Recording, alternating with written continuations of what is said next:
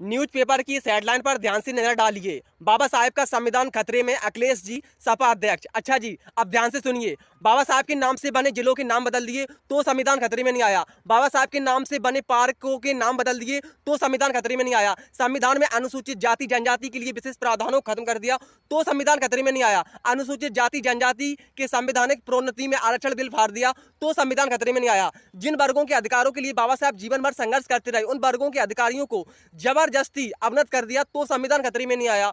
जिन वर्गों के अधिकार के लिए बाबा साहब जीवन भर संघर्ष करते रहे, उन वर्गों के लिए शिक्षा के रास्ते बंद कर दिए तो संविधान खतरे में नहीं आया। जिन वर्गों के अधिकार के लिए बाबा साहब जीवन भर संघर्ष करते रहे, उन वर्गों के लिए ठेकेदारी में आरक्षण खत्म कर दिया तो संविधान खतरे में नहीं आया। जिन वर्गों के अधिकारों के लिए बाबा साहब जीवन भर संघर्ष करते रहे, उन वर्गों के लिए बनी तमाम योजनाएं खत्म कर दी तो संविधान खतरे में नहीं आया।